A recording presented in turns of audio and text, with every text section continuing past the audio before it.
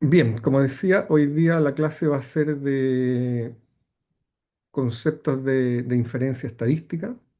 Vamos a hablar de estimadores, vamos a hablar de parámetros y después comenzando la parte de inferencia estadística, de los intervalos de confianza. ¿Ya? La inferencia estadística, eh, hay varios tipos de estadística dependiendo de cómo uno lo quiera clasificar, dependiendo, por ejemplo, del número de variables. Nosotros estamos trabajando ahora en una estadística que se llama bivariada, ¿ya? O puede ser univariada o bivariada, donde en realidad vemos dos variables. Ambas pueden ser variables independientes o puede haber una variable independiente y una variable dependiente o variable respuesta. Si uno aumenta el número de variables, entra en el campo de la estadística multivariada que lo van a ver al final del curso. ¿Ya? Y ahí hay varios métodos reductivos y hay métodos que usan eh, de, mm, de agrupación.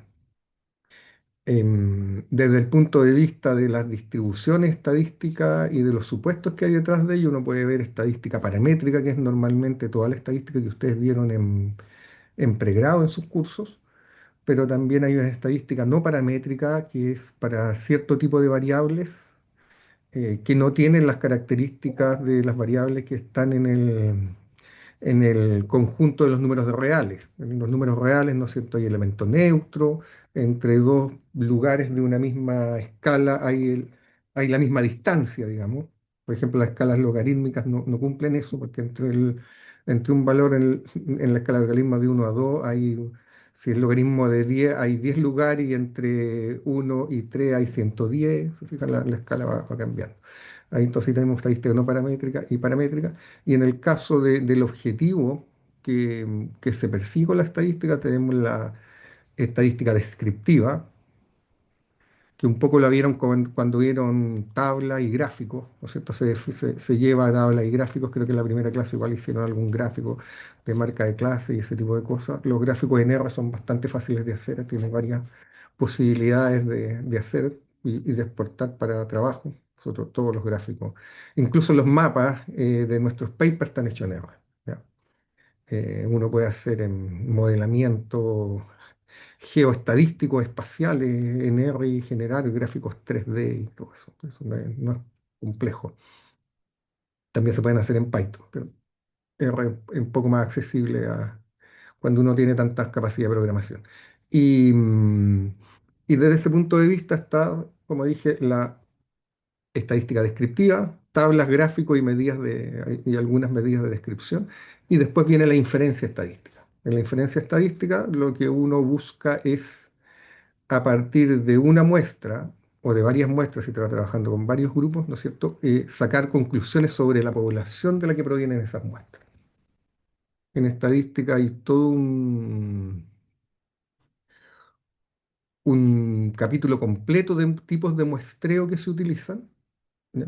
Para que nosotros no lo vemos en el curso, pero si a ustedes les interesa particularmente eso, hay un magíster en bioestadística y en la Facultad de Medicina, si lo pueden tomar, o en el de Salud Pública, pero el muestreo es bastante complejo para que sea un muestreo representativo, ¿no es cierto?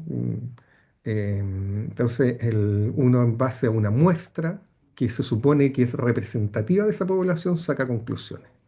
Y una de las primeras partes de la inferencia estadística es trabajar con intervalos de confianza, es poder estimar un valor desconocido de un parámetro, aproximarnos a ello a partir de midiendo una muestra de un tamaño n, digamos, que nosotros vamos a definir.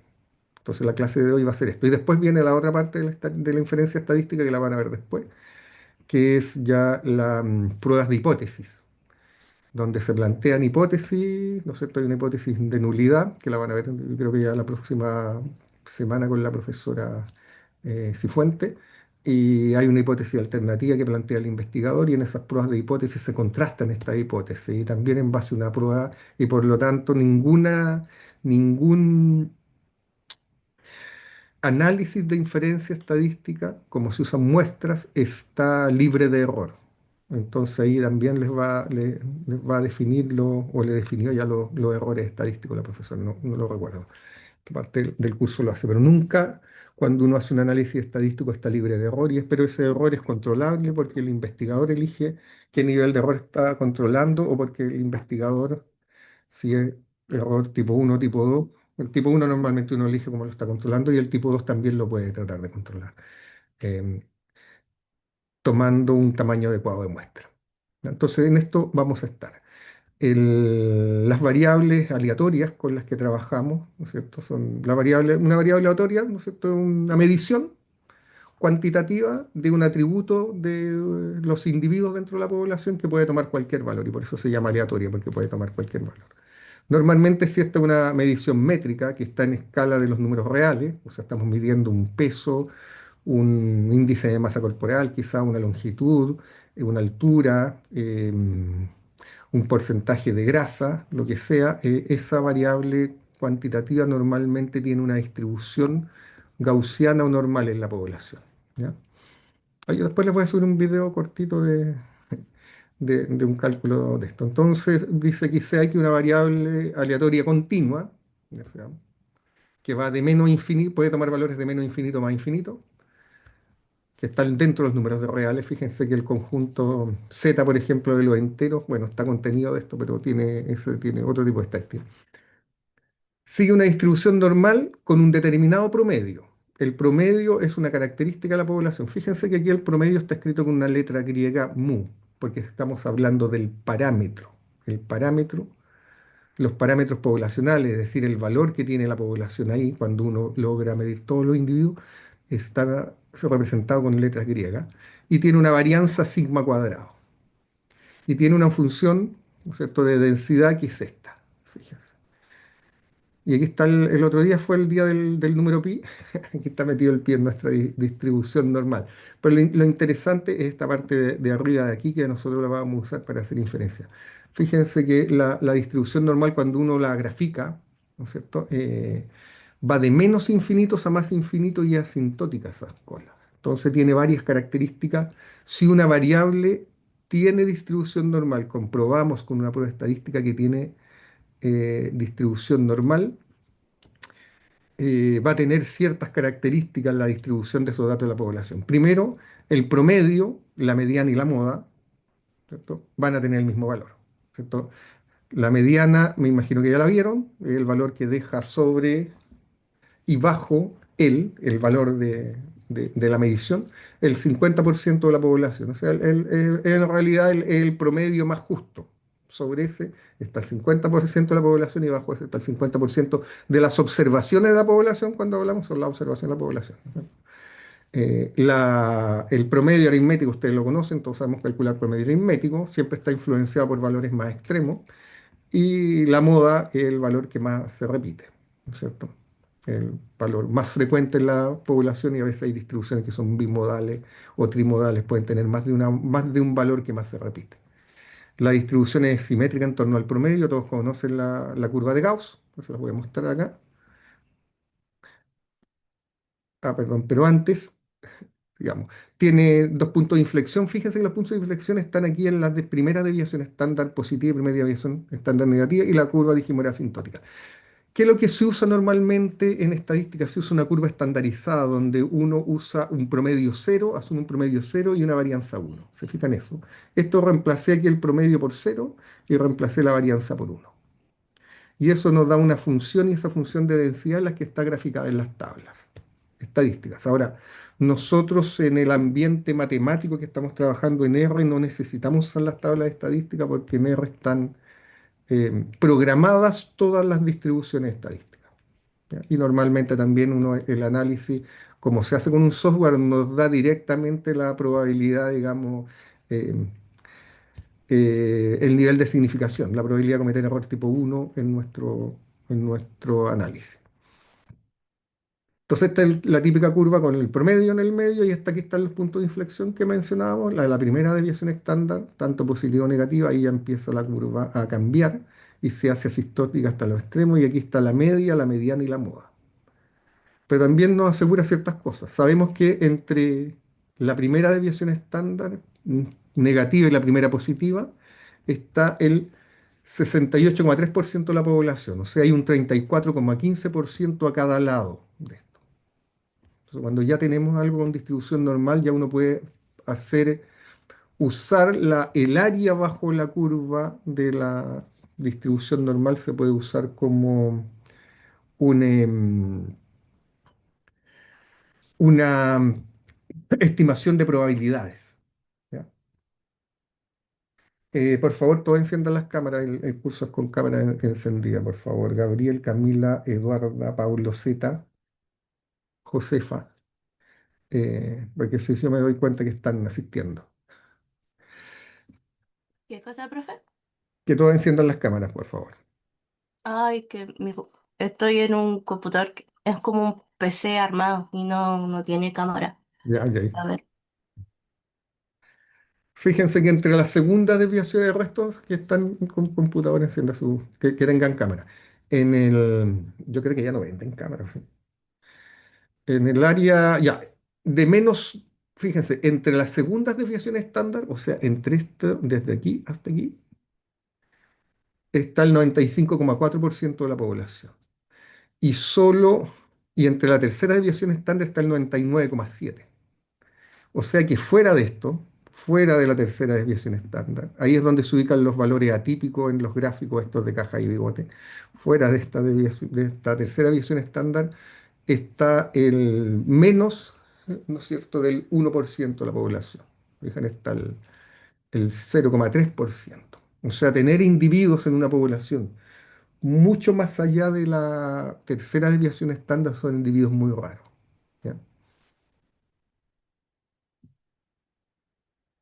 Bueno, esto, como dije, sirve como base para calcular probabilidades. Todos en algún momento les pasarán unas tablas estadísticas. Yo les voy a mostrar una tabla estadística de distribución normal. Todos nos enseñaron a leer la curva normal. Bueno, como les dije, eso ya no es necesario con los software estadísticos, pero igual hay que un poco entender la mecánica de las tablas, porque normalmente las tablas de curva normal parten de cero a infinito. En realidad algunas llegan hasta 4. ¿Ya? Pero debería ir a infinito para llegar a un 4 y ya casi no hay nada bajo la curva. ¿Se fijan? O sea, parten de cero. Pero la curva es simétrica. ¿Qué pasa con los software estadísticos como R? R parte de menos infinito a más infinito. Entonces se lee un poco distinto si uno quiere hacer la equivalencia. Entonces, Profe, diga, en el gráfico anterior eso es lo cuando se hacen test estadísticos que tienen que se dice que tengan un 95% de confianza o un 99% de confianza. Eso es es como el vamos, área bajo la curva que se está midiendo, ¿no? vamos a llegar a eso. No, no, Vaya. está asociada con esa distribución, pero no es el- está asociada a esa distribución estadística, no solo a esta normal, porque también si uno tiene menos datos está asociada a la distribución t-student, que es una aproximación a la normal para muestras pequeñas. Ya, no necesariamente a esto, pero está asociado con eso. Entonces, como dije, el cálculo equivale a un cálculo de una área que normalmente está en una tabla. Nosotros no la necesitamos y en el caso de la distribución normal estándar, como dije, es una tabla estandarizada. Siempre que ustedes vean una tabla de distribución normal, está calculada con promedio cero y varianza uno o desviación estándar uno, porque el cuadrado de uno sigue siendo uno. Así que uno lo calcula así. Y uno para entrar utiliza la puntuación estándar, o sea, utiliza esto que está aquí es el cálculo que uno hace, que es el valor, en el fondo calcula Z. Z es eso que está ahí a medio, que en realidad corresponde a esto, al promedio menos el valor dividido por la desviación estándar, eso es Z. Entonces uno ingresa así. Entonces, por ejemplo, y esto se le hicieron en pregrado, me imagino, como en los primeros, siempre hacen estadística como en los primeros cursos después que uno pasa a las matemáticas. Y después todo eso se olvida, por supuesto, porque no se usa más hasta la tesis. Que ahora van a recordar, esa es la puntuación estándar, Z, ¿no es cierto? Z para un determinado valor de una variable que tiene distribución normal, con un determinado promedio y una determinada desviación estándar, uno para usar la tabla tiene que calcular este Z, y este Z es el valor menos el promedio, aquí está como promedio poblacional, pero usamos el que nosotros tenemos en nuestra muestra, dividido por la desviación estándar. Esto es lo mismo que yo les mostré delante, pues ese es el valor. Entonces, la notación que uno tiene es que la variable aleatoria tiene distribuye normal, se pone así, con este símbolo, y n, y se pone aquí el promedio y su distribución. ¿Ya? Entonces, con esto nosotros vamos a hacer un pequeño repaso mínimo de una diapo, no, de tres diapos de lo que ustedes hacían en pregrado, que siempre nos daban estas cosas para calcular la probabilidad de que si el individuo eh, tiene determinado valor, el promedio es tanto, cuántos individuos son, ese tipo de cosas los vamos a hacer. Ahora, en R hay varias formas de obtener, hay varias distribuciones normales. Si ustedes abren esta es la función de densidad, digamos, y esta es la función acumulada. Esta es la típica función que uno ve que está graficada con R para con esta, con promedio y desviación estándar uno. ¿Ya? Esta es la D norm. P norm me da la probabilidad acumulada, esta de acá, la probabilidad acumulada. QNOR me da la probabilidad para un determinado valor de Z y así sucesivamente y uno puede graficar las curvas. Esta es la curva de densidad y esta es la curva de probabilidad acumulada entre más 3 y menos 3 desviaciones estándar. Entonces después van a poder calcularlas. Varios gráficos yo pongo esto cuando hago la inferencia, vienen de acá. No es difícil hacerlo, está todo dentro del programa. Ejemplo. En una población el peso distribuye en forma normal con un promedio de 20 kilos y una varianza de 4 kilos. ¿Ya? Estos deben ser salmones o algo así. Entonces ahí está mi notación. Y las preguntas siempre que ustedes las hacían y ustedes tenían que calcular era esto. Si se selecciona al azar un individuo de esta población, ¿cuál es la probabilidad de que su peso sea inferior a 18 kilos? Entonces la forma de calcular esto es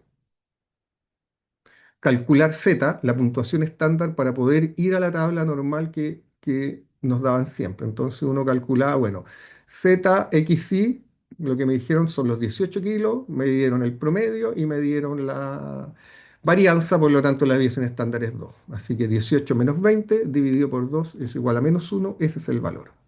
Y con ese valor yo podría ir a la curva normal. Lo que tienen las tablas de libros son esta área, el área amarilla, solo el área amarilla. O sea que en el fondo lo que me va a dar, tengo que ir a mirar al más uno, digamos, me va a dar esta área de acá. ¿Qué hace R? R da la probabilidad desde el negativo, o sea, me va a dar completo desde menos infinito, le dice menos 4 igual menos infinito menos uno. Ese valor de probabilidad.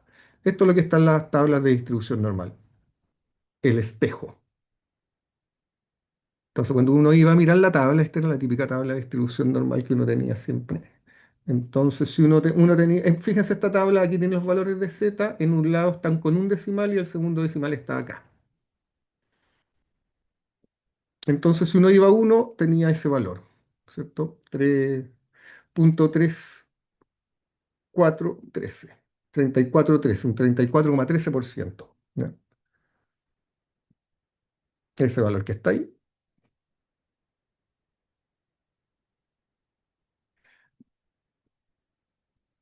que es en realidad este valor que sale aquí, como la tabla está del cero, fíjense, la tabla está del cero al 4, ese valor me está dando aquí. Entonces, en el fondo, para poder calcular lo que yo quiero del área achurada, que es esta de acá, que es el área complementaria, esta tengo que restarlo al 50%. Esto de aquí en amarillo completo vale 0,5 y esto de aquí vale 0,3413. Entonces, lo que uno tenía que hacer era restar y sacar la diferencia.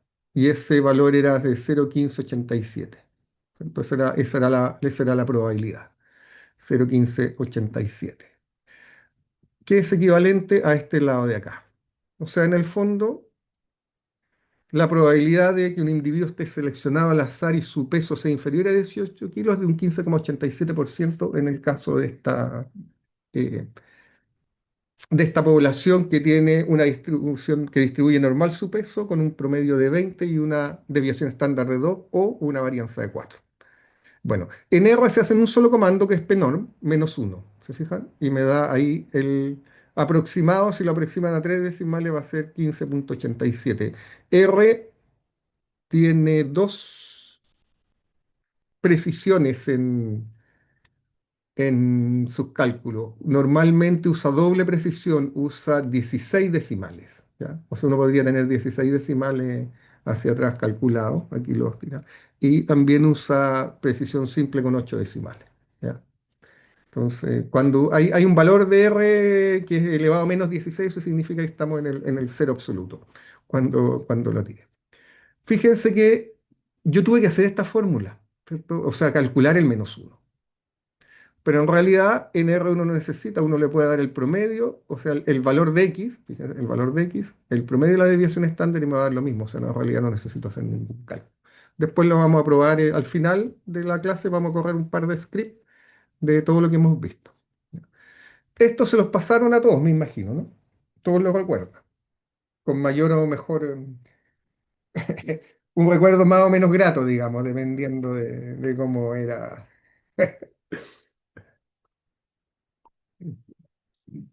Pero como ustedes están en un posgrado, en un magíster, las estadísticas los van a perseguir siempre.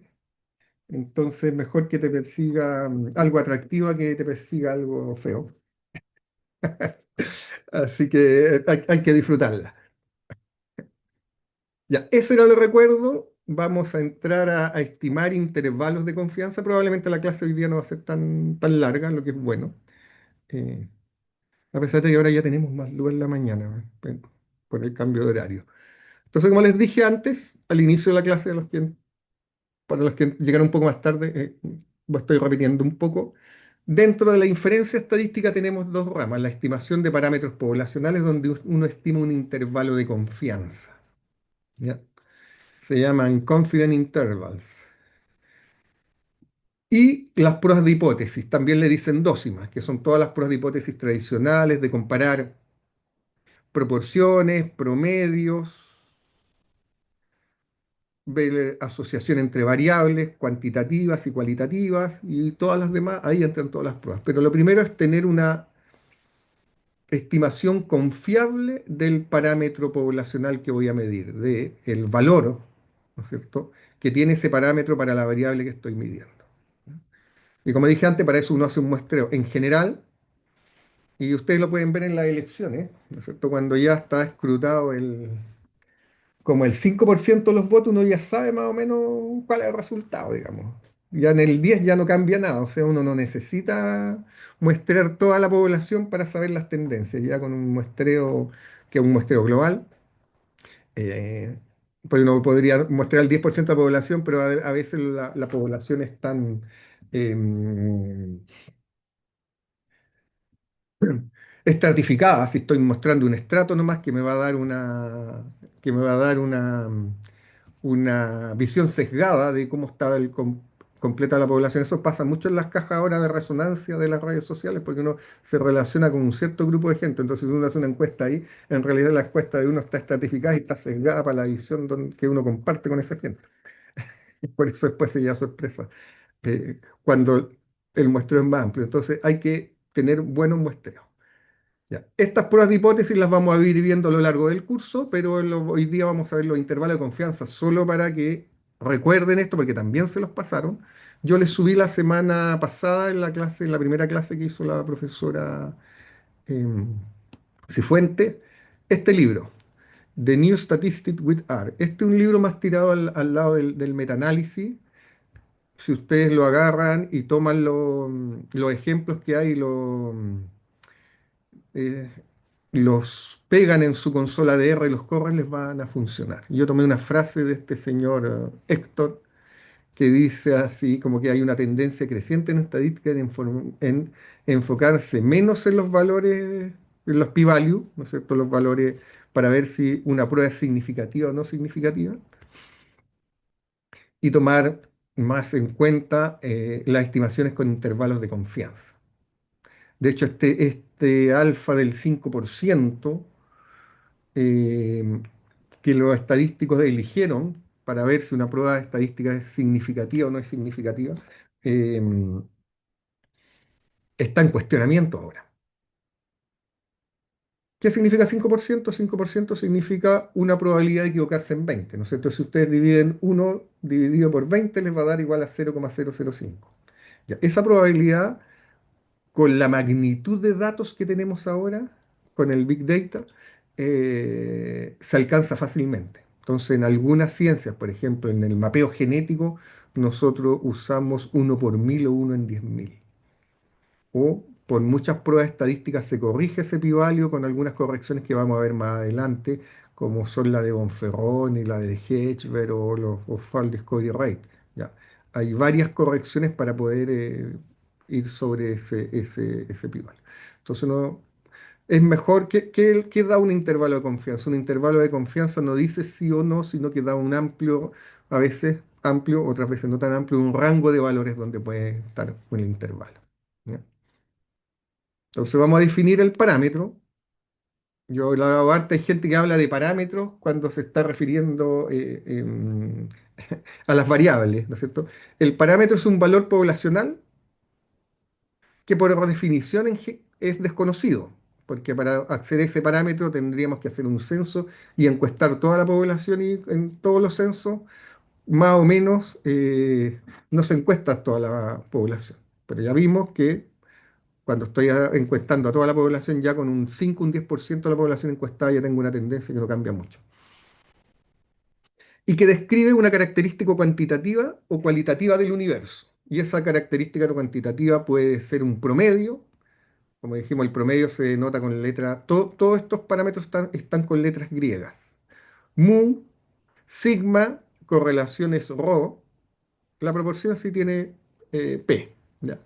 Pero son, cuando ustedes vean esto, le están hablando del parámetro, la persona se está refiriendo al libro, si leen libros de estadística, hay algunos que son medios incomprensibles, eh, tienen muchas fórmulas, pero cuando aparece este están hablando del parámetro. De esa población, con su, se fijan aquí tengo una variable aleatoria continua X que distribuye normal, que tiene un promedio que la vamos a llamar mu i y una desviación estándar que es sigma cuadrado i, de esa población i, yo obtengo una muestra. Y de la muestra, que tiene un determinado tamaño, que en este caso lo vamos a llamar n sub i, esa muestra con ese tamaño, yo puedo calcular el promedio de las desviaciones estándar. Pero eso ya no son los parámetros, son los estimadores a partir de la muestra. ¿Ya? Entonces, el estimador no es un valor fijo porque es función de las observaciones de la muestra. O sea, si todos tomamos una muestra de tamaño n de una población grande, todos vamos a calcular un promedio distinto. Sin embargo, si después juntamos los datos, puede que en todos nuestros datos en conjunto se acerquen al valor del parámetro. ¿Ya? Pero es una función del número de observaciones de la muestra, del tamaño de la muestra. Entonces ahí empezamos a usar estas probabilidades. Y otra cosa importante, ¿cómo se denotan? Promedio se denota con X barra o a la letra griega se le pone ese acento, el sombrero, el acento circunflejo del francés. Desviación estándar o varianza es S. ¿Ya? O sea, desviación estándar es S, varianza es S cuadrado. Correlación es el R que hemos visto siempre. ¿Ya? Entonces estamos hablando de algo sobre, vamos a estimar un valor sobre una población en base a una muestra y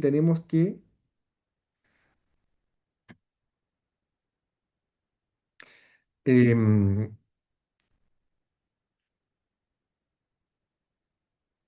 tenemos que poder tener conciencia de que nuestros valores estimados puede que no sean exactamente o no se acerquen tanto al valor del parámetro. Lo estamos haciendo con un grado de medición de error. ¿Ya? Disculpa, ¿quieren con coeficiente de correlación? ¿Nunca hiciste un análisis de correlación No recuerdo. para ver la asociación lineal entre dos variables? Ya, lo vas a ver más adelante, porque No, se supone que debes haberlo visto en pregrado, con seguridad. puede ser. ¿Ya? Creo que yo hago esa clase también, así que ahí me recuerdas cuando lo veamos. El, estimación puntual. Entonces, normalmente, cuando uno le da un valor a este parámetro, está haciendo una estimación puntual. Esa estimación puntual uno la puede hacer a ojo, ¿no es cierto? Uno puede mirar a sus compañeros y decir, ah, mira, la edad promedio de este curso debe ser alrededor de los 23 años. ¿Ya? Es una estimación puntual, le doy un determinado valor. Nosotros no vamos a trabajar aquí con estimaciones puntuales, sino que vamos a construir un intervalo de valores que va a tener un límite inferior y un límite superior para decir que el valor se ubica de la edad, se ubica entre, no sé, 20 y 30 años con un determinado nivel de confianza. ¿Ya? Entonces, si uno mira una determinada variable aleatoria continua, esta es la línea continua, y,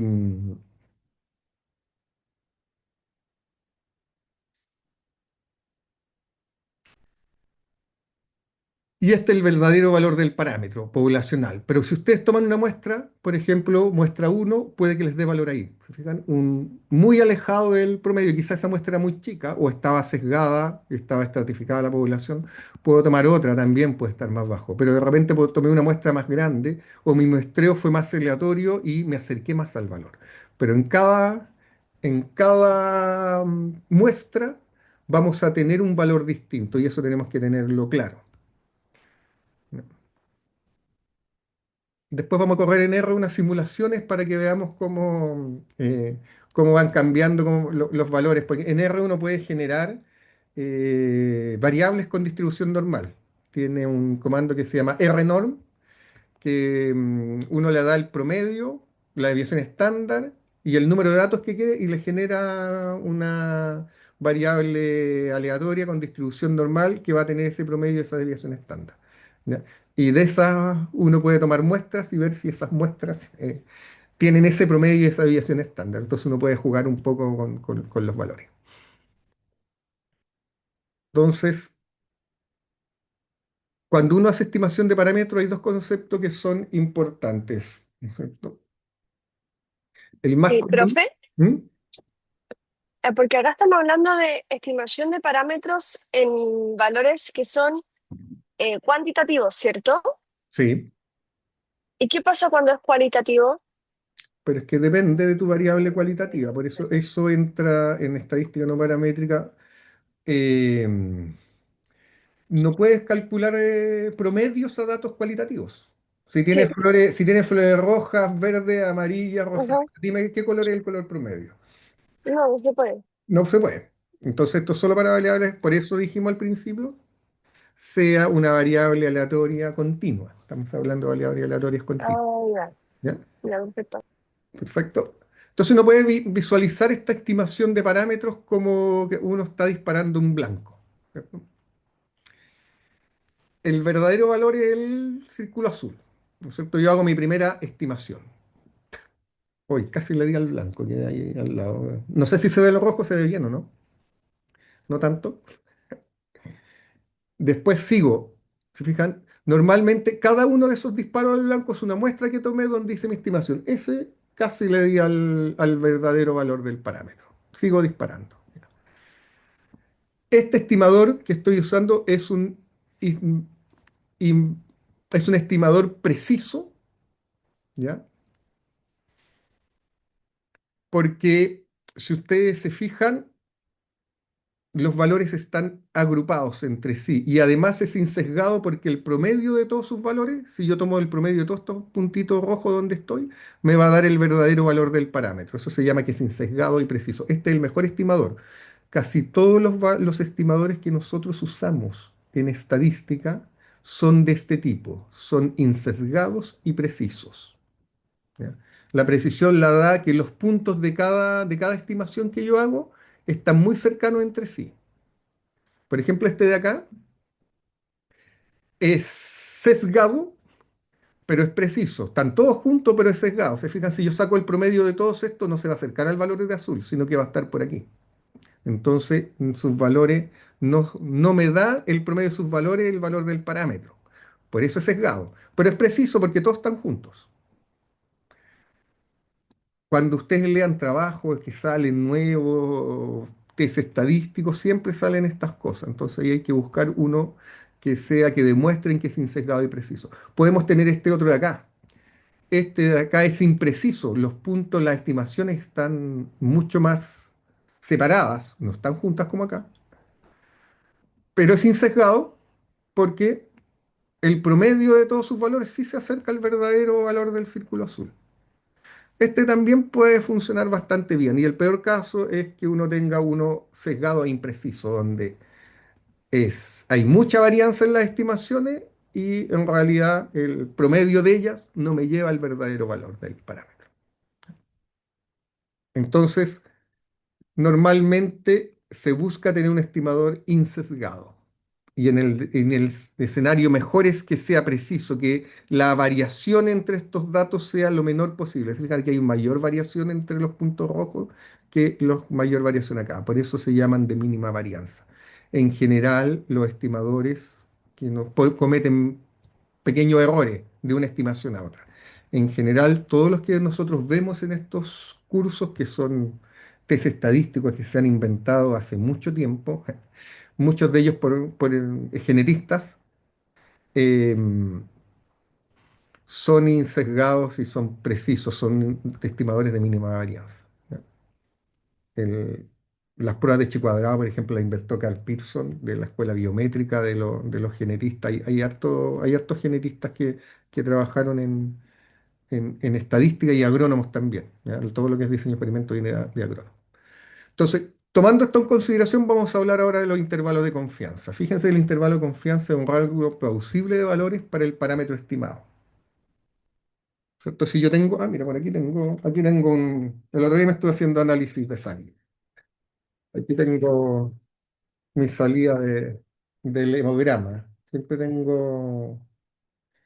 estoy medio anémico, pero porque me atacan los vampiros.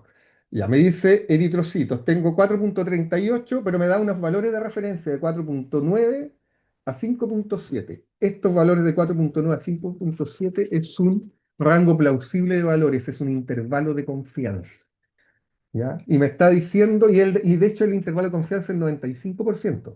Me está diciendo que si yo estuviese sano, que parece que no lo estoy, tendría que estar con un 95% de confianza, mi valor de eritrocitos debería estar entre 4,9 y 5,7.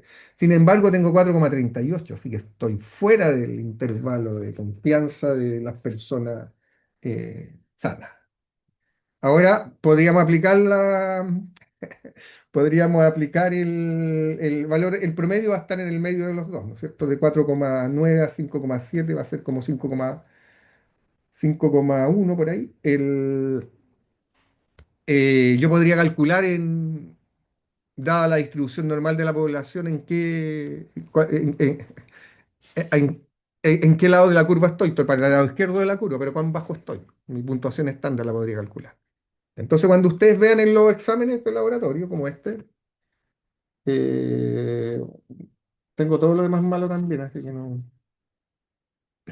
Lo que les da el valor de referencia normalmente es el intervalo de confianza para ese parámetro que se está calculando, ¿ya? Em, y esperemos que sea para la población chilena, digamos, porque hay muchos que tienen todavía datos de poblaciones del hemisferio norte. Entonces tenemos ese rango plausible de valores para el parámetro. O sea, si yo estuviera sano, debería estar entre 4,9 y 5,7. No lo estoy, así que lo tengo un poco más bajo y tengo que preocuparme.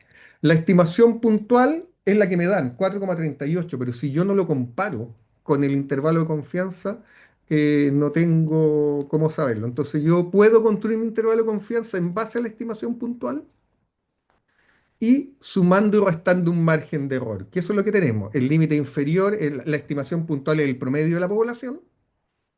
No sé cuánto será el promedio ¿cuánto es el promedio de la población normal para los eritrocitos? Esto está en millones por microlitro. Millones por microlitro.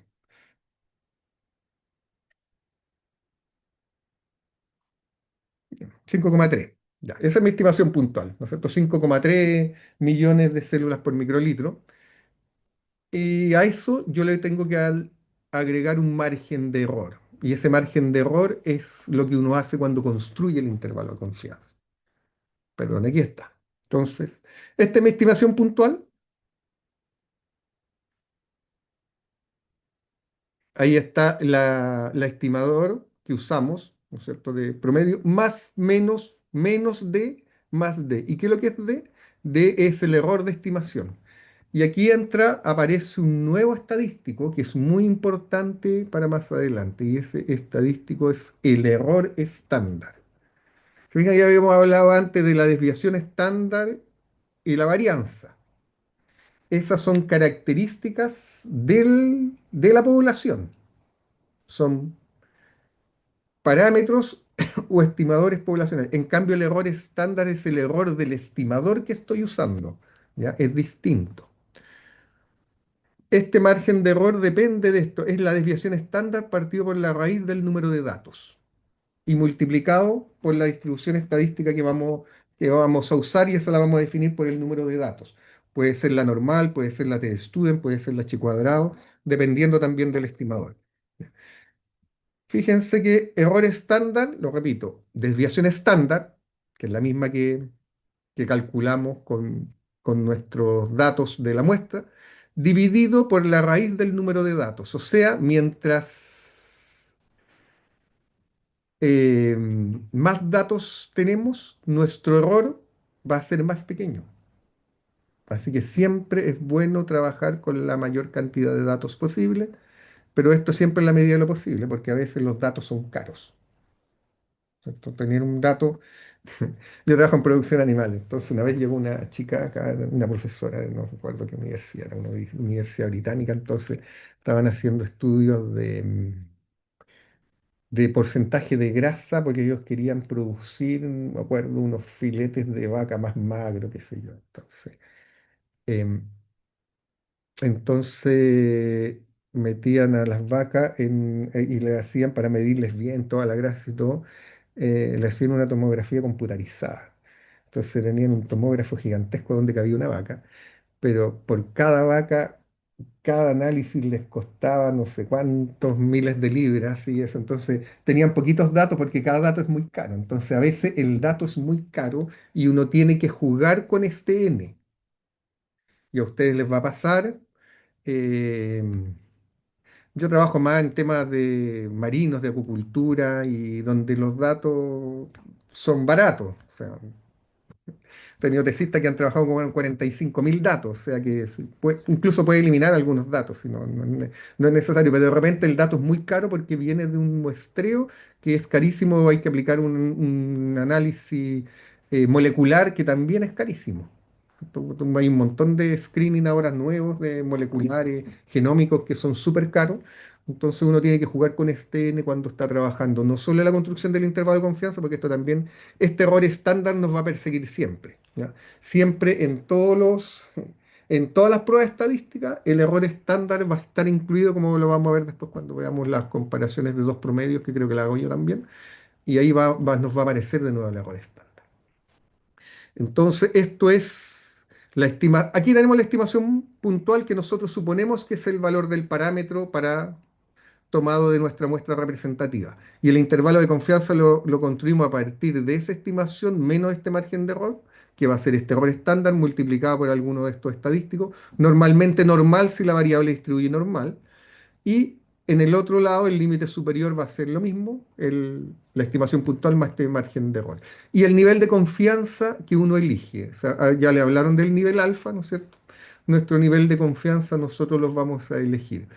La curva tiene todos los datos, así que es 1 es el 100% y nosotros elegimos el alfa. Nosotros podemos usar un alfa del 5%, por lo tanto el intervalo de confianza aquí se construye al valor del estadístico que deja sobre él el 2,5% hacia acá, el alfa medio, y el 2,5% hacia acá, el alfa medio hacia el otro lado. ¿Ya? Es simétrico. ¿Ya? Pero de repente uno quiere trabajar hacer entonces este intervalo de confianza, si el alfa es 5%, este es un intervalo de confianza al 95%, 1 menos 0,05, 0,95. Pero de repente yo lo quiero construir al 1% o al 10%, depende de cómo ustedes lo quieran construir. ¿Ya? Depende de cómo ustedes lo quieran construir.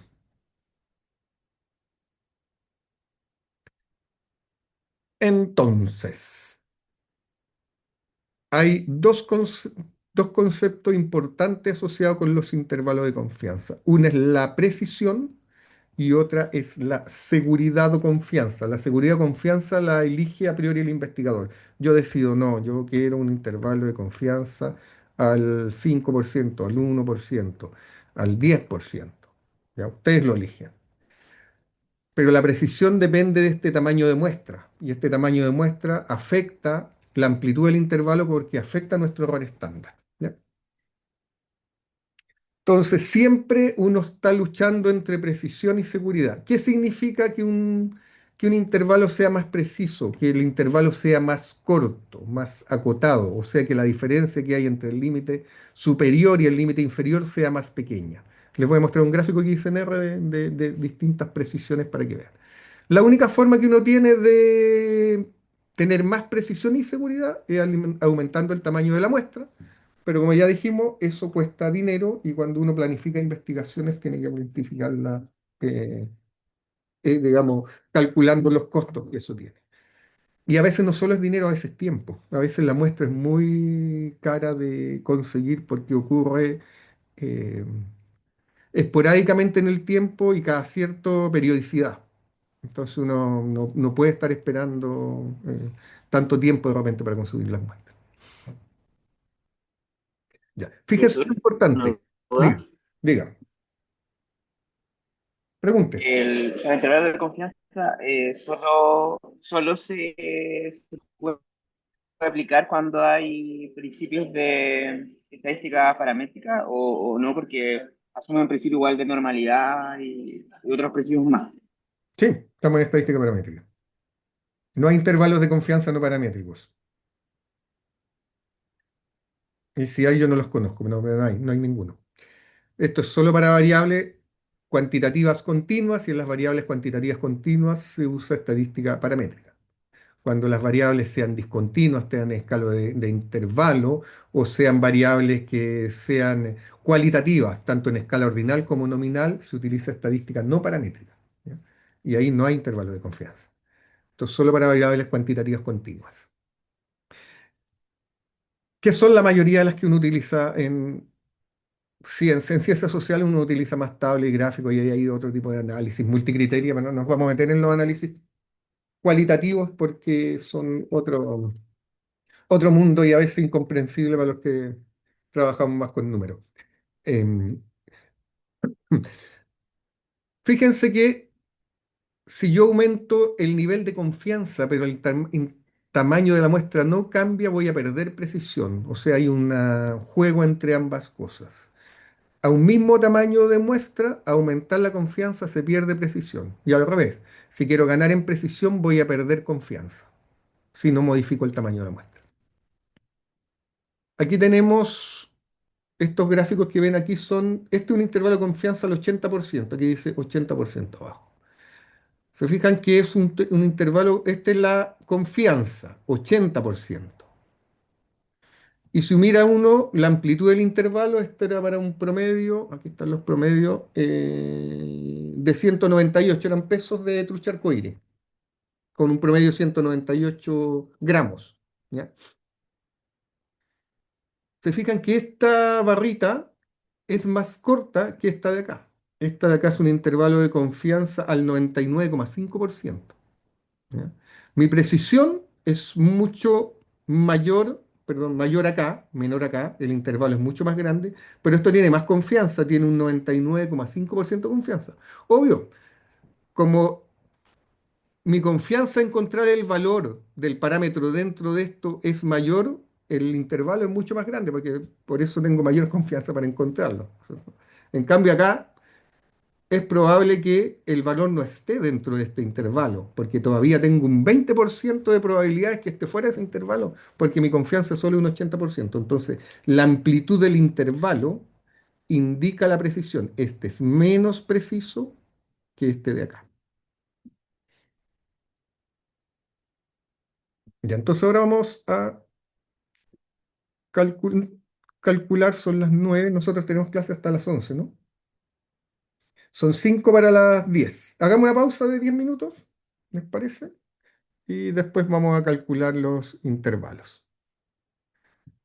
Aquí ya hicimos un par de cositas. Nos vamos a quedar ahí. en el intervalo de confianza para el promedio.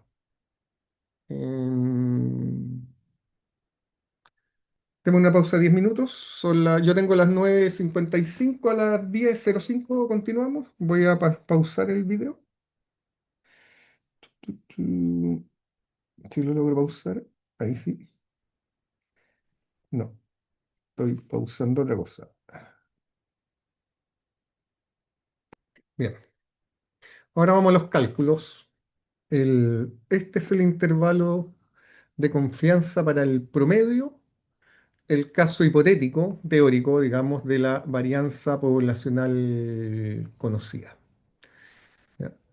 O sea, se supone que uno conoce la varianza poblacional, pero eso es raro porque cuando uno calcula la varianza, necesita conocer el promedio. Entonces, si conoce la varianza, debería haber conocido el promedio y le estamos justamente calculando un intervalo de confianza al promedio. Entonces, es medio raro. Así que este caso nunca sucede porque obviamente uno nunca tiene un estimador de, no tiene, perdón, no conoce el parámetro poblacional de la varianza o la desviación estándar, eh, porque necesita cambiar conocer el parámetro poblacional del promedio para eso. Fíjense que esto que está aquí es nuestro error estándar, desviación estándar dividido por raíz de n. Se fijan que acá abajo también está, pero es S, es el estimador partido por raíz de n.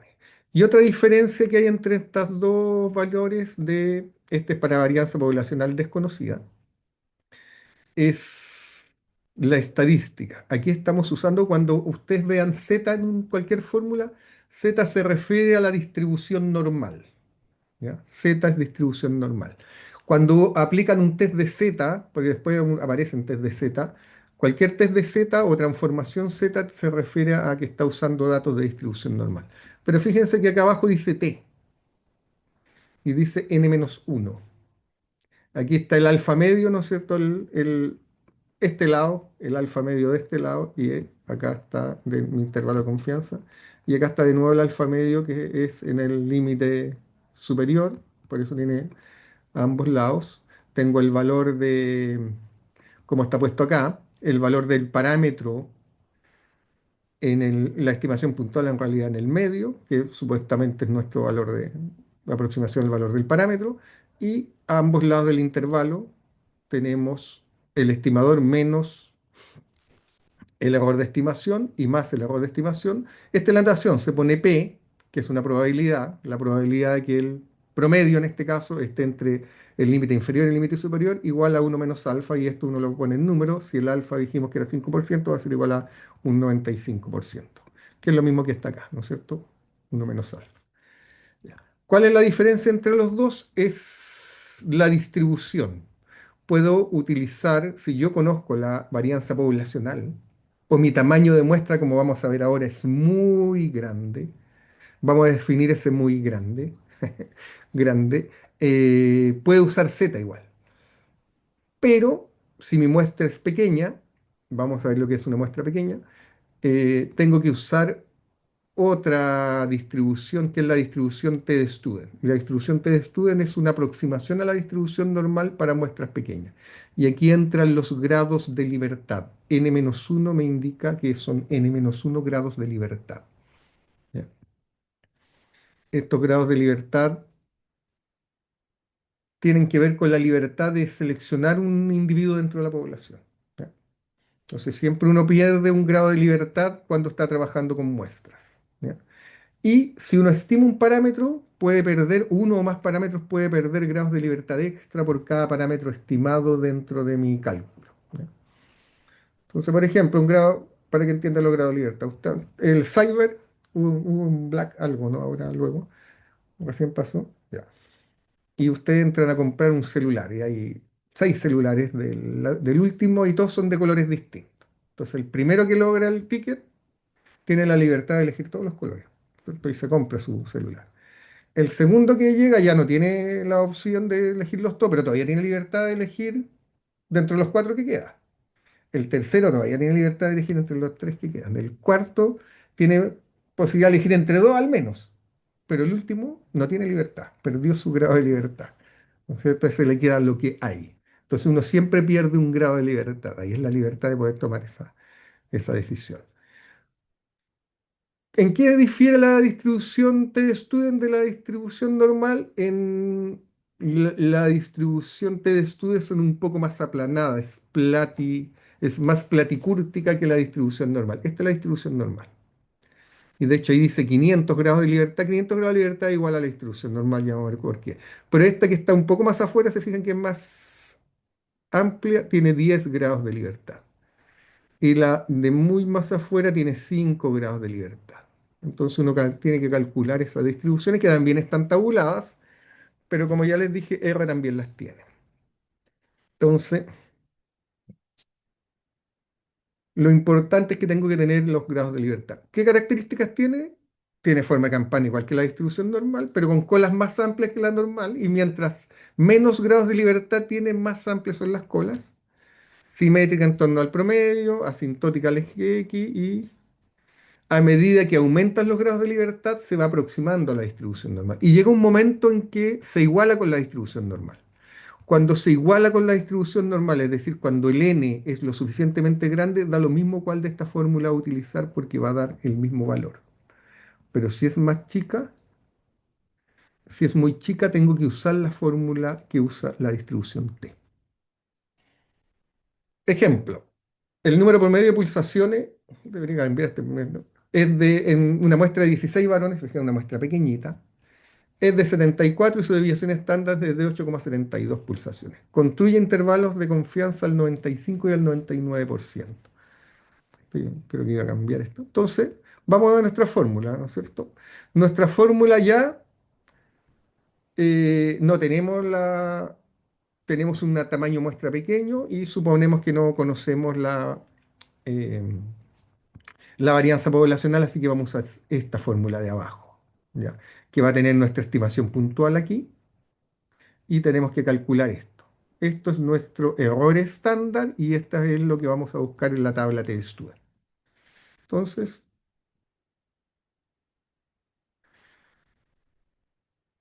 nuestro error estándar va a ser calculado de 8,72 pulsaciones dividido por la raíz de 16, ¿no es cierto? O sea, 8,72 eh, dividido por eso y multiplicado por este valor.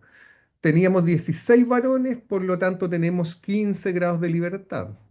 Y vamos a mirar si al 95%, tenemos que buscar el que deja, este valor de t que deja hacia un extremo el 2,5%. ¿Ya? Y hacia el otro extremo el 2,5%, 2,5 más 2,5, 5%. Tal como lo mostraba antes nuestra gráfico del intervalo de confianza. Entonces el valor que buscamos con un grado de libertad y esta probabilidad, eso hay que buscar en la tabla. Y si ustedes se acuerdan, alguna vez le pasaron esta tabla de T-Student, donde aquí están los grados de libertad, aquí están los distintos niveles de significación estadística, no sé para qué ponían tanto, bueno, por lo que habíamos visto del p-value, y aquí vamos a buscar. Con 15 tenemos 2,131. Ese es el valor de T que vamos a usar en nuestro cálculo. Entonces reemplazamos solamente 2,131 multiplicado por esto, que es todo esto constituye el error de medición.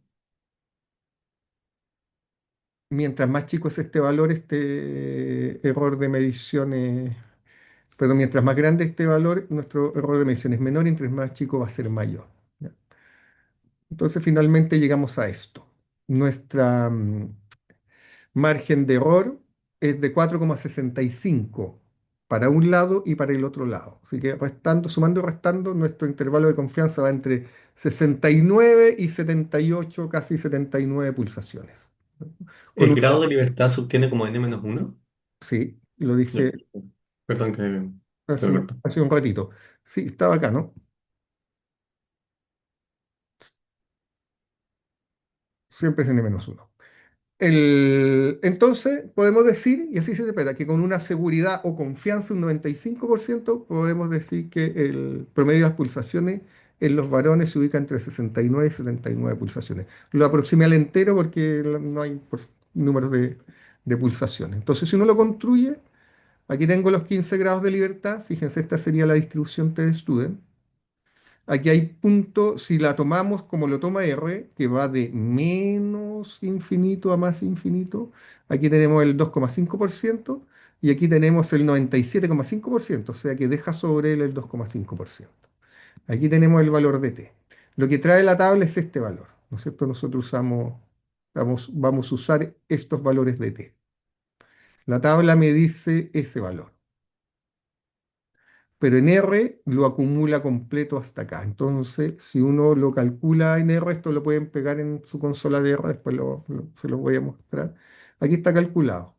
Este es el comando para calcular el valor de t de la tabla, el QT del punto 975, coma 15, que son los grados de libertad, y aquí multiplicado por el error estándar, y todo eso se lo estamos restando al valor, ¿no es cierto?, a la estimación puntual que nos dieron, que eran 74 pulsaciones promedio. Y eso da 69,35, lo mismo que teníamos nosotros ahí. Es el límite inferior y el límite superior es lo mismo, pero solo poniéndole más, y me va a dar 78,65 aproximadamente que nos dio ahí. El cálculo para el 99%, porque nos preguntaron, ¿no es cierto?, al 95 y al 99%. Fíjate que el 99% es más seguro, por lo tanto, los límites, ¿cómo van a ser? Van a ser menores, el límite inferior va a ser menor o mayor a 69. Debería ser menor. Debería ser menor, porque el intervalo, al no aumentar el n, muy bien, al no aumentar el n, el intervalo va a ser más amplio, ¿no es cierto? Va a ser menos preciso. Entonces nos ponemos acá, y aquí tenemos los cálculos. En la tabla vamos a buscar acá, ¿cierto? Con n menos un grado de libertad. Es 0,05 al 99%, va a dejar un 0,05% a un lado y un 0,05% al otro lado. El resto queda igual, lo único que va a cambiar va a ser el valor de t. Y ese valor de t ahora, ¿no es cierto?, va a estar acá.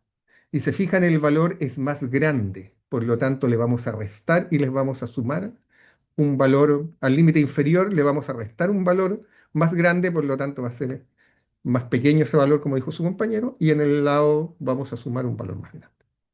Entonces, al hacerlo, ya esto es solo sumar. Este es mi margen de error. Se fija, mi margen de error ahora con el 99% es mucho más grande. Estoy cometiendo más error. Aquí el margen de error era de 4,65. Aquí mi margen de error es perdón, acá, es de 6,42. Así que el límite inferior es mucho menor, ahora es de 67 y el mayor es de 80. ¿Ya? 68 si lo llevo un decimal y el otro va a ser de 80. ¿Cierto? Entonces tengo mi límite, si lo quiero calcular, hay un comando en R que se llama round, que es para redondear, y ahí lo dejé en cero decimal, me da 68 aproximado, y en el límite superior, que es el mismo cálculo que hicimos, me da 80. ¿Ya? Entonces puedo decir que con una seguridad, una confianza del 99%, podemos decir que el promedio de las pulsaciones en los varones va entre 68 y 80. Antes, al 95 tenía 79, 69 y 79, ¿cierto? Esto era los intervalos, 69 y 79, ahora tengo 68 y 80. El intervalo es más amplio. Si ustedes restan al límite superior y el inferior, tenemos 10 pulsaciones de distancia y aquí tenemos 12. Y si yo lo calculo a un intervalo de confianza del 80%, perdón, del 90%, va a ser incluso. Voy a tener menos confianza, pero va a ser más estrecho, voy a tener 8 pulsaciones, o sea, esto va a ser más preciso, pero menos confiable. Esto es más confiable, pero menos preciso. Esas son las contradicciones de la vida. Ya. Entonces, el intervalo del 99% es más seguro, confiable que el 95%, pero el de 95% es más preciso. Entonces, en eso uno se mueve en todo en la vida, ¿no es cierto? ¿Quiere más seguridad o quiere más precisión? Ahí hay que tomar las decisiones. El, ¿Qué es un tamaño de muestra grande o qué es un tamaño de muestra chica? ¿Cuándo podría usar esta? Que en teoría no debería usarla, porque nunca sé la desviación estándar, el parámetro, ¿no es cierto?, la desviación estándar poblacional. Bueno, las tablas estadísticas nos muestran esto. Aquí tengo las dos tablas. Fíjense que esta es, si yo me voy al 5% aquí y bajo infinito, me dice 1,645. Ese es el valor con grados de libertad infinito, que es el equivalente a la distribución normal. Entonces, y el anterior, para atrás, el anterior es 1,658. ¿Se fijan? Esta diferencia ya es en el segundo decimal. ¿Ya? Y las tablas llegan hasta 120, después saltan a infinito. Todas las de TestStudent. Eso es lo mismo que uno va a buscar acá. Si yo voy a buscar en la distribución normal, fíjense, ahí puse, es el corte que tengo el 5%. Ahí está. T de 5%. Entonces, si yo quiero para un 5%, estoy mirando ahí el valor de 5%. Si yo quiero buscar eso acá en la distribución normal, tengo que entrar a mirar el valor de z que me corresponde, ¿cierto? Y el z sería un z en 45%, porque todo esto dijimos, todo este lado es 50%. O sea, si esto es 5, yo necesito en esta tabla buscar el 45%. Fíjense qué valor tiene. Las probabilidades están dentro de la tabla, entonces el 45 estoy por acá, 44, 44, 44, o sea, estoy en 1,6 y aquí, y queda entre estos dos, se fijan entre 44,95 y 45,05, aquí está el 45%. Si voy arriba, va a ser 1,6 y queda entre estos dos, o sea, 1,645. ¿Se fijan? Ahí está ese valor de Z. Ese valor de Z es equivalente al t-student infinito. Entonces, ¿qué podemos concluir de esto? Que con más de 120 datos, ya la distribución t-student se aproxima lo suficientemente a la normal que yo podría cambiar de fórmula. Si tengo más de 120 datos, yo podría usar directamente la distribución normal y no la distribución t-student porque ya la diferencia es despreciable en el cálculo. ¿Ya? Y se los voy a mostrar en EO. Entonces, tomen esto en cuenta, siempre en sus datos. Fíjense, estos son datos de truchas de las que yo trabajaba hace muchos años atrás, de 3 meses de edad, eran 768 truchas, o sea, eran más de 120 datos, tenía un peso, el que les mostré antes de 198 gramos, era 198,0002, y la desviación estándar era 74 gramos. Si yo construyo un intervalo de confianza al 80%, para la distribución t-student y para la distribución normal. El error estándar, el error estándar va a ser 74 partido por raíz de 788. Ese es mi error estándar, esto está calculado con R. Es 2,63 y lo voy a usar siempre porque no va a cambiar. No va a cambiar ni la desviación estándar ni va a cambiar el número de datos. Si yo quiero calcular el valor de Z para el 80% y el valor de T para este intervalo del 80%, ¿no es cierto? Que un Z que deja, una distribución normal que deja el 80% en el medio, por lo tanto tiene un 10% a un lado y un 10% al otro. O sea, acumulado es un 90% al que voy calculando. Fíjate, estas son las diferencias. Este es el valor de Z y este es el valor de T. Están difiriendo en el tercer decimal. Y eso en este cálculo con valores de 198 gramos no afecta en nada después los intervalos de confianza. Si yo multiplico para calcular el límite inferior y el límite superior, ¿no es cierto? Que esta es la distribución Z, me va a dar eso. Y si yo lo hago para la distribución t-student, me va a dar eso. O sea, 194,6 a 201,3 en la distribución normal y en la t-student 194,6 a 201,3. El tercero y 0,4, porque aquí lo puedo aproximar. ¿Se fijan? No hay diferencias. Entonces, si uno tiene muchos datos, podría calcular el intervalo de confianza sin problemas. ¿Ya? Hay intervalo de confianza para probabilidades, para proporciones. Creo que no traje yo el de proporciones hoy día, pero también otro que uno puede calcular es para la varianza. Y ese sí se los traje para que lo miremos. ¿Ya? Entonces, puedo decir que con una seguridad del 80%, el peso promedio de estas truchas se ubica entre 194,6 y 201,4 gramos.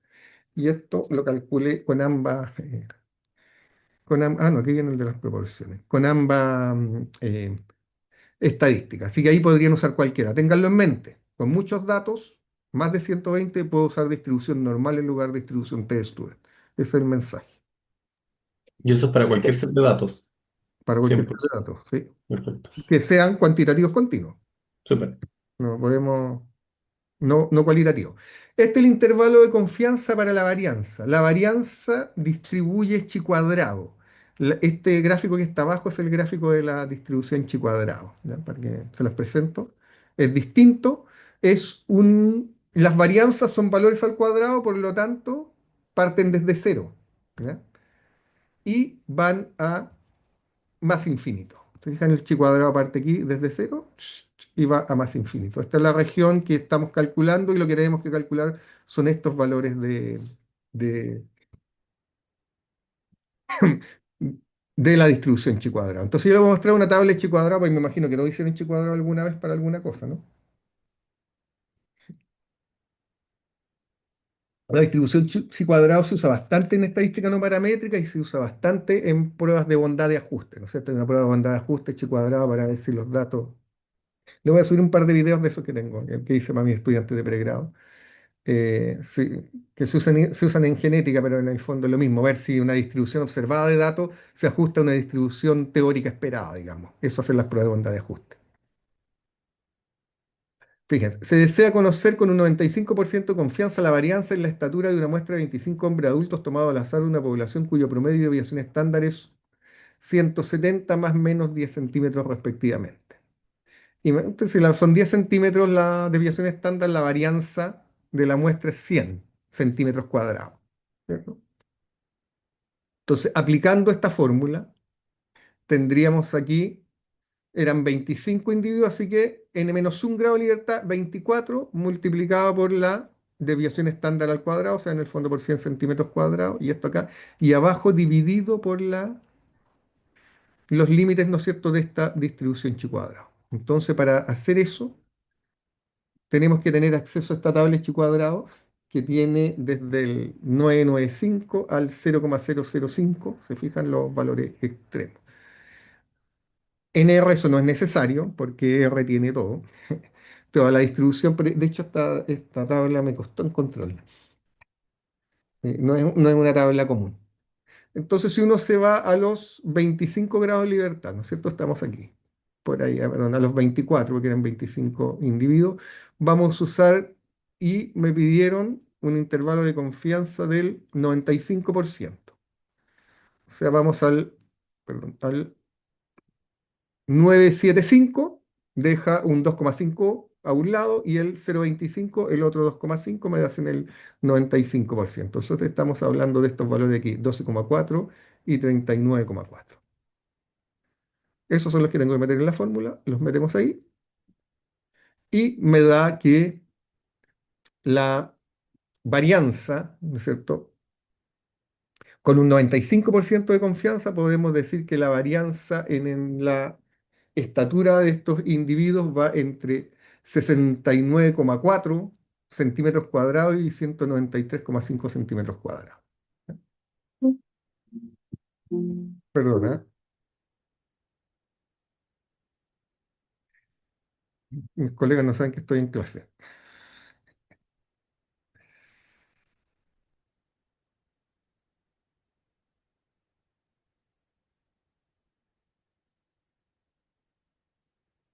El- entonces, así se calcula. ¿Cómo lo calculo en R? Lo calculo así. Se pueden dar Q chis Q. Siempre parte con Q y aquí le doy el punto 95 y aquí le doy los 24 grados de libertad. Y ahí me da el 69,4198, o sea, 69,4 y me da el 193,5. Una consulta. ¿Sí? Ahí todas las varianzas que existen se comportan o se pueden modelar como la distribución de chi cuadrado, o hay varianzas que pueden tener otro tipo de Todas distribución. las varianzas distribuyen chi cuadrado, porque la Ah, distribución chi cuadrado, la varianza es un número cuadrado y la distribución chi cuadrado es para ya es este como, tipo de números al cuadrado. ¿Ya? vale. No hay varianzas negativas, digamos, también. Entonces, no. Pues, si es un número al cuadrado, no puede ser una varianza negativa que digamos en otra matemática. Ya, este es el intervalo de confianza para la proporción, si se los traje. Estamos por terminar en un ratito más. Fíjense, esto distribuye siempre el intervalo de confianza para la proporción distribuye normal, Z. Se fijan, siempre distribuye Z. ¿Ya? Aquí no hay, no tenemos el tema de si vamos a citarse de estudio o no. Y esto de acá, ¿qué es lo que sería? Perdón, ¿puedo hacer una pregunta? Sí, pregunte. De lo anterior, es que me quedo dando vuelta. ¿Cómo interpreto el que sean centímetros cuadrados, Porque las que es varianzas como, se miden en centímetros cuadrados, pues. Tú podrías llevarlo pero, a, sí, podrías decir, podrías sacarle la raíz cuadrada y podrías decirlo en términos de desviación estándar, si te complica la o sea, no, variación. pero por ejemplo ahí el mayor era 193 algo centímetros, significa que el individuo más grande de la muestra mide eso. No, significa, esa es la varianza, que está al cuadrado. Acuérdate que el individuo más grande de la muestra va a medir eso más la raíz de eso más el promedio. Ah, perfecto. ¿Ya? Ya, Porque es gracias. la medida de variación, pero esa medida de variación está asociada a un promedio. ¿Ya? Y el promedio nos lo dieron, ¿no? A ver, interpretémoslo, a ver, veamos. Mira. Me dijeron que el promedio era de 170, ¿no? Ya, entonces, mm, papelito. Entonces, 170. Más o menos la raíz de lo que, no sé si son datos reales, así que puede quedar algo ilógico. La raíz 193,5, ¿no es cierto? Entonces la raíz de 193,5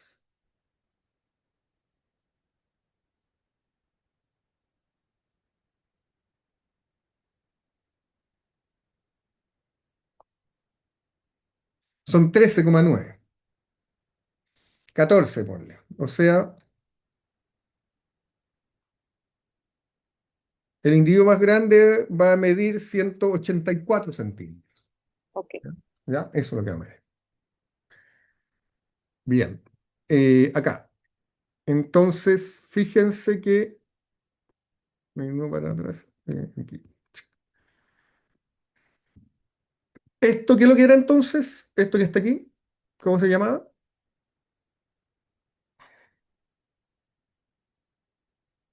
Les voy a dar una pista. ¿Cómo se llama acá? Se llama error estándar. ¿Ya? El error estándar en una distribución binomial, porque las proporciones son, acuérdense, la proporción es la probabilidad también, ¿no es cierto?, de ocurrencia de un suceso. Entonces, esto es el error estándar para una distribución binomial. P por Q dividido por N, la raíz cuadrada de eso. ¿Ya? Entonces, P va a ser la proporción que ocurre un determinado fenómeno en una población y Q va a ser uno menos P, la proporción en que no ocurre. ¿Ya? Entonces, se desea conocer con un 90% de confiabilidad el porcentaje de salmones que tienen defecto a la columna. Para esto se tomó una muestra de 850 peces, de los cuales 75 presentaron problemas. O sea, la proporción de individuos con problemas son 75 sobre 850, que es un 8,8%, y los que no tienen problema es el 100%, uno menos eso, o uno menos o Q, que es uno menos P. Entonces tenemos un 8,8% con problemas y un 91,2% sin problemas. Entonces con eso podemos ya entrar aquí, todos conocemos Z. Z me pidieron un intervalo de confianza al 90%. Por lo tanto, va a dejar un 5% a cada lado, ¿no es cierto?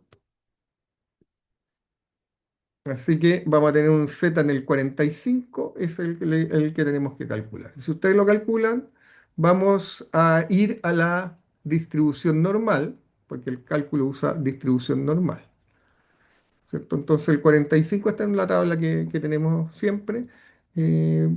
Punto 45.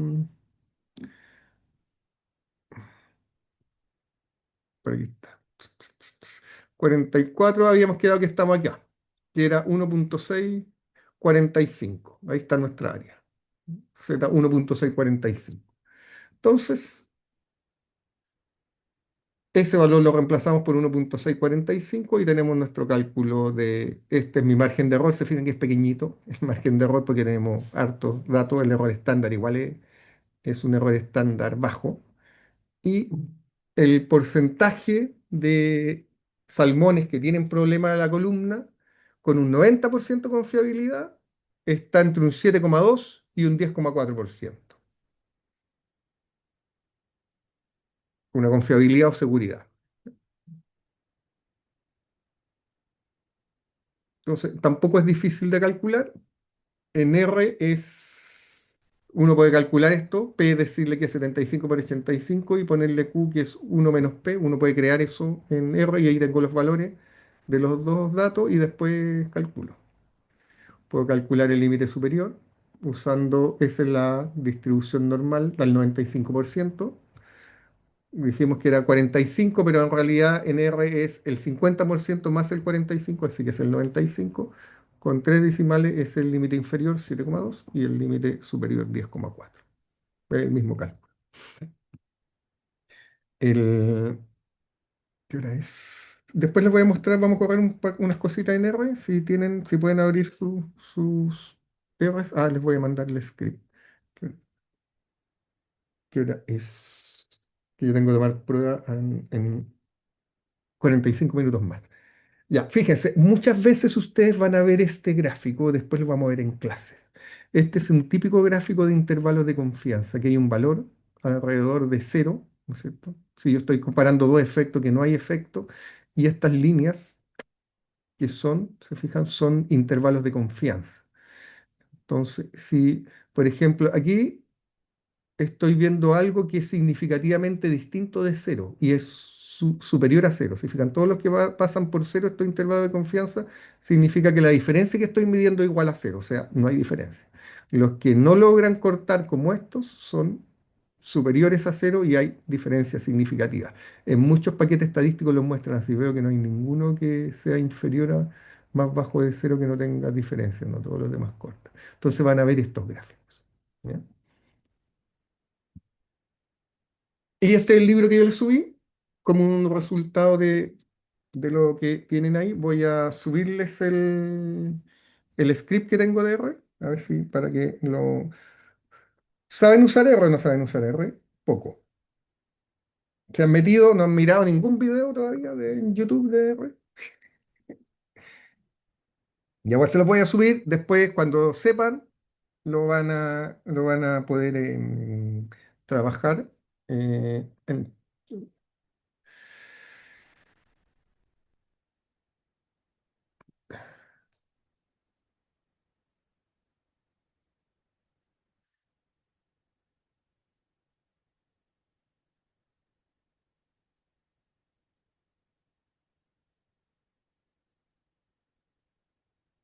Bien. ¿Dónde está mi consola de R?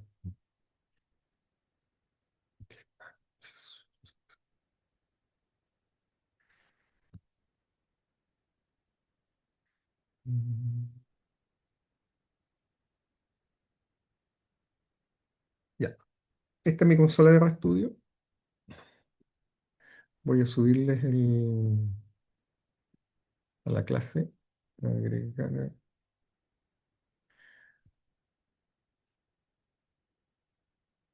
Y este. Material decente. Agregar material.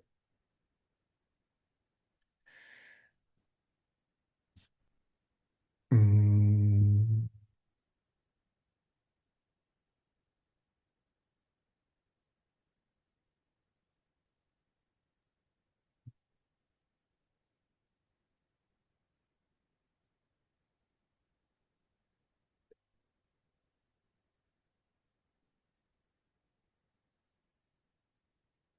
¿Lo voy a dejar en clases igual? Ya. Yo subí un script. Esta es la pantalla de R para que vean un poco. Me falta que agregarle Estos comandos yo siempre los pongo arriba que borra el ambiente cuando uno ha corrido harto. El ambiente es donde yo tengo cargadas las variables. Se llama environment, se fija ahí dice environment. Ese ambiente yo no tengo cargada ninguna variable. Y este borra todos los gráficos que han hecho. Está sin acento y todo porque estoy usando UTF-8, que es la codificación de ASCII que se usa en inglés. Y aquí uno puede agregar otro comando más. A ver, pues en file, a ver qué tenía.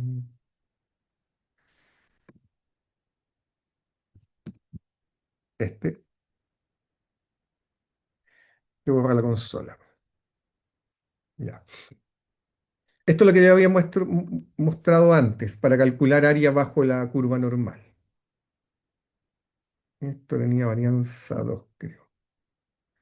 Fíjense, pnorm me da la probabilidad, esa era la de 15, si ustedes tienen la clase, la miran 15,86, es la que estábamos mirando.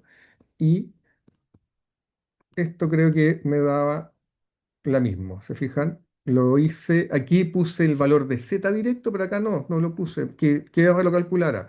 Le puse el promedio que era 20, la desviación estándar que era 2 porque tenía varianza de 4, si no recuerdo, y me estaban pidiendo los valores bajo 18. ¿Se fijan? Me da el mismo resultado. Ya. No he cargado nada en el sistema. Aquí vamos a hacer una encuesta de edad. Yo todavía tengo 57 años, me imagino que soy el más viejo de todos. Eh, Dígame sus edades. O péganle en el chat para que yo las pueda copiar.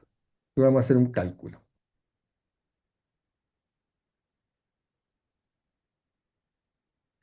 ¿Dónde está mi chat?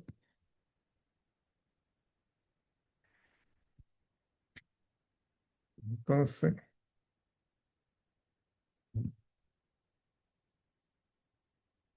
24, 26, 25, 25, 41, 26, 26, 34, 40. Fíjate, lo estoy ingresando con coma, el punto del decimal en R. 34. Ya, ahí está. Ya. Yo aquí en R trabaja en un sistema que se llama orientado a objeto. Yo voy a crear un objeto que se va a llamar curso. Y uso esta flechita, esto es el equivalente al igual. Pueden ponerle igual. C significa conjunto. Y aquí abro un paréntesis y todos los comandos de R viene el comando, viene un paréntesis y dentro uno pone el objeto o el set de datos que quiere utilizar el conjunto de datos. Fíjense que en el ambiente, cuando yo cree esto, me va a aparecer acá que tengo un valor que dice curso. ¿Ya? Y si yo escribo acá curso, abajo, en la consola, me va a mostrar todos los datos. ¿Ya? Están viendo eso, ¿no? ¿Verdad? Mi consola de R. ¿Qué significa número 1, 11? No, que hay 11 datos, del 1 al 11. Ah, ok. ¿Ya? O sea, si yo quiero saber el largo, este es un vector de datos. Si yo quiero saber el largo, Ujú. le pongo length. Sergio me ayudó, curso, y me dice, hay 11 datos. Su Sí. vector de datos tiene 11 datos. Yo aquí le puedo decir que me dé el promedio. Es el promedio, 32 años. ¿Ya? Fijan. Min me da el promedio. Puedo pedirle la mediana. Bueno, ya salen, después vienen todo abajo. Aquí están todos los comandos para calcular. Yo puedo también crear el resultado de un análisis, lo puedo meter a un objeto. ¿Ya? Se fijan que yo dije min curso, pero por ejemplo puedo crear este objeto que es desviación estándar 1. Lo voy a poner así, desviación estándar DS1, que va a ser la desviación estándar del curso. ¿Ya? Y después, si yo hago esto, voy a borrar esto, ¿eh? Ya no voy a copiar acá arriba. Si yo hago esto, no hace, me dice, pero no me da ninguna respuesta. ¿Se fijan? Él entiende que esa desviación estándar me la está mostrando acá, en el ambiente, que vale 10,22, que es una desviación estándar, ¿no es cierto? Bastante grande porque ahí yo soy un valor extremo, digamos, en el curso. no me lo muestra el resultado. Entonces yo tengo que decirle después que me muestre ese valor pidiendo desviación estándar. O sea, si yo marco solo este valor o pongo acá abajo DS1, le digo muéstreme DS1, ahí me va a decir que tiene 10, y tanto. ¿Ya?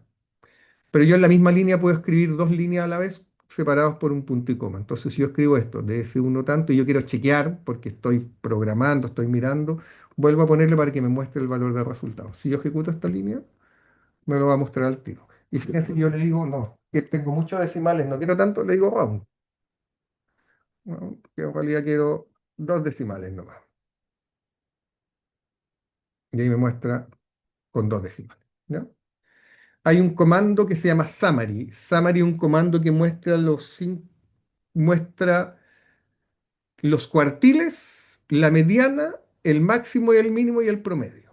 Funciona para muchos, todos los paquetes de R tienen un summary.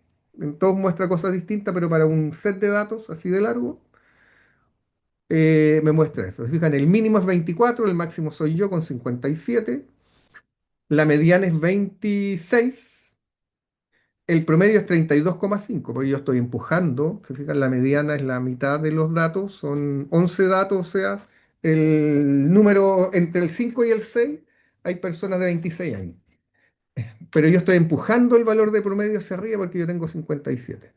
El cuartil 3 con 37 y el cuartil 1 con 25, estos son los que se usan para construir los gráficos de caja y bigote.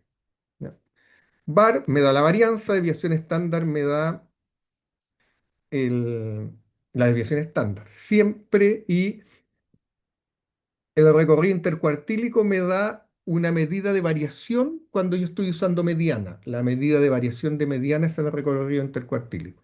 Aquí puse el len y aquí está la mediana. Entonces, siempre que ustedes usen mediana, van a usar recorrido intercuartílico, que es lo que se utiliza para hacer los gráficos de caja y bigote. A ver, corramos esto. La varianza es 104,47. Fíjense que la raíz cuadrada de eso es la desviación estándar. Aquí voy a poner la desviación estándar. 10, y tanto. Si yo escribo acá SQRT, square root, de varianza del curso,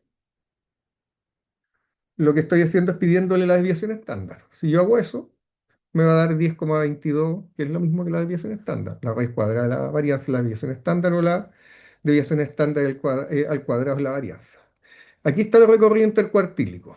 Es la diferencia entre que hay aquí 37 y esto de acá, 25,5.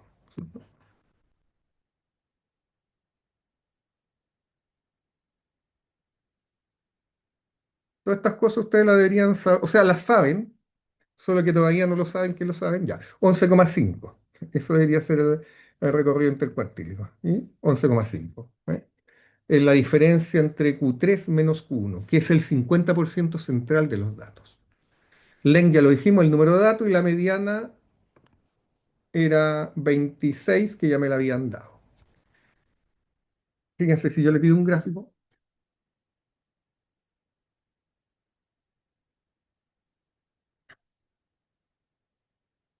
vamos a poner un color. Navy blue. Ya, un título.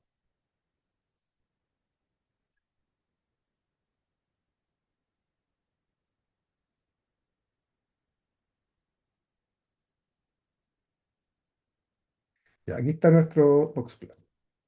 Ya. Este cuadradito azul es, si ustedes se fijan, le voy a poner una cosita más. Se fijan que este eje, el eje de acá está rotado, entonces me hacen chocar la cabeza. Entonces al ponerle las 1 me lo va a poner derechito. Ya. Entonces dijimos que el Q1 era 37. ¿Se fijan? Esto está en 37, ese clavo. Y este estaba en 26. Ahí está, 26. Ahí está la mediana. La mediana está mucho más abajo. Ese soy yo. Yo estoy empujando el valor hacia arriba. ¿Ya?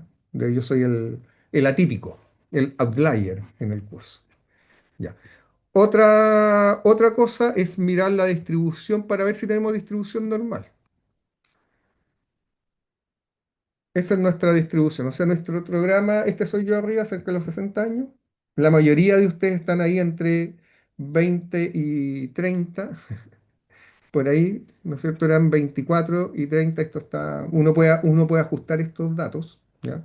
El eje X, pero no somos no tenemos distribución normal, ¿ya? Uno puede eliminar datos del curso. Por ejemplo, voy a eliminar mi dato, a ver cómo se comporta. Yo era el primero, ¿no? Sí. Ya. Fíjense que yo puedo eliminar datos de este vector. Aquí está el ambiente. Estos se pueden subir y bajar. Subir y bajar con aplicando estas pestañas. ¿Ya? Y lo poner en el medio. No, dejémoslo. Ahí está el ambiente. Fíjense que aquí hay 11 datos, como dije.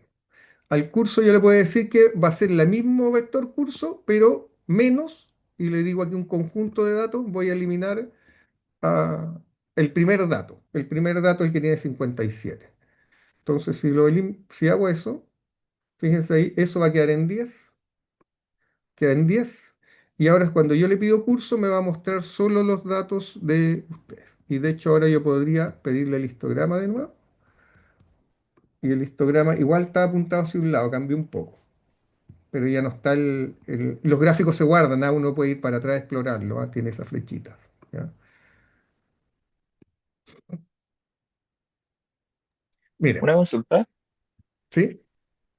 Acá me surgió la duda porque en el caso, por ejemplo, de la edad de los cursos, tomando en cuenta que, no sé, tuviéramos muchos datos de los cursos, sería raro tener gente como bajo los 20, digamos acá haciendo una clase de posgrado. Entonces, a pesar de que tuviéramos, no sé, pues 300 datos, Porque aquí ¿podríamos asumir que se distribuye normal? O, lo que pasa es que aquí te confunde un poco porque aquí tomó la marca de clase porque está haciendo intervalos de 5 años de edad. Entonces, los que tienen 20 y tantos, los que tienen 24 quedaron acá.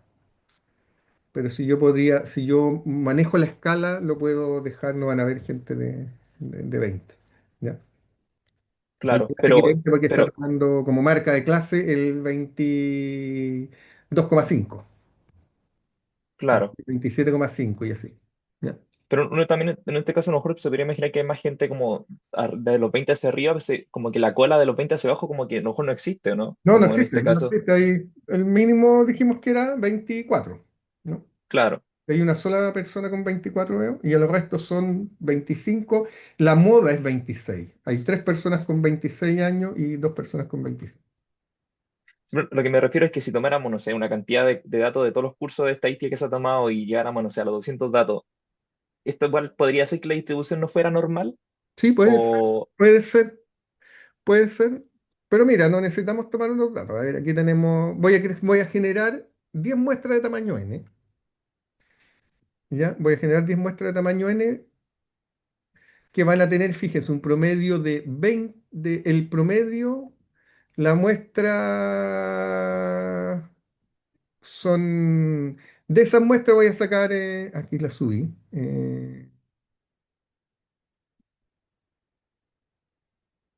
voy a tomar 10 muestras de tamaño de 10 de una población normal que tiene 270 y con esto terminamos, porque tengo que irme a tomar por ahí, 270 de promedio, no sé lo que será, y desviación estándar de 15. Deben ser peso en trucha. ¿Ya? Miren, bueno, voy a generar, esto es un bucle que está programado que me toma las muestras, qué sé yo, y las compara. Ya, perdón. Aquí. Ya, aquí está. Fíjense, estas son muestras de tamaño de 10. Supuestamente deberían haberme dado un promedio de 270, anótenlo, ¿no es cierto? 270 y una desviación estándar de 15, que es lo que está hecho como el valor del parámetro poblacional. Pero ninguna, ¿cuál me ha dado 70? Ninguna me ha dado 70. Ni siquiera, esta es la más cercana a 269,53, 271,4. ¿Se fijan? Pero hay otras que se fueron mucho más arriba, mucho más abajo. Eso pasa cuando uno está tomando muestras de pequeñas. Y la desviación estándar tampoco, ninguna estuvo muy cercana a 15, y uno incluso una estuvo muy baja. Ya. Ahora voy a aumentar, ahora mi muestra va a ser de tamaño 100.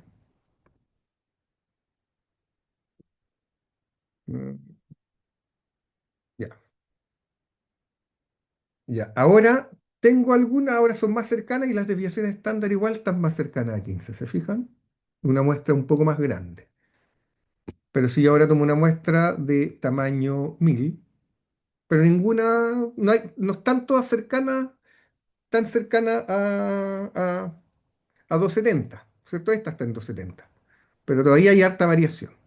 Si tomo una muestra de tamaño 1000, esto para que vean su muestreo, tenía harta plata, así que no me... Y ahora sí están todas entre 269 y 270, ¿se fijan? Y las desviaciones están todas bien cercanas a 15, pero si tomo una muestra de tamaño de 10.000, cuando, cuando yo marco aquí, puedo correrlo todo de una vez, ¿ya? Y ahí ya tenemos casi todas mucho más cercanas y todas las desviaciones estándar también están más cercanas que ese. Pero si yo tengo tamaño de, ya lo voy a tomar una muestra de tamaño de 1.000.000. Aquí uno necesita más capacidad de cálculo. Ahí estoy en 100.000, 1.000.000, 1.000.000. Ya. Se fija, aquí la desviación desde 270 es muy bajita. Está en el segundo decimal recién desviado. Está en el segundo decimal, todo en el segundo decimal y hay dos que me dieron 270 exactos. Y se fijan acá, entonces mientras más grande es la muestra, más, para eso me sirve R, más me aproximo al valor real de la población. Pero como dije antes, para eso depende del dinero. Ya, después vamos a jugar con esto. Espero que les haya gustado la clase. Les voy a subir el video después en la misma página que quede. Y cualquier consulta por un curso, me escriben. ¿Les parece? Nos vemos en una próxima oportunidad. Gracias, Gracias, que estén bien. profe. No, gracias. Nos Gracias, vemos. Chao. profe, que esté Muchas bien. Chao. gracias. Chao, Que esté chao. bien. Gracias. Chao.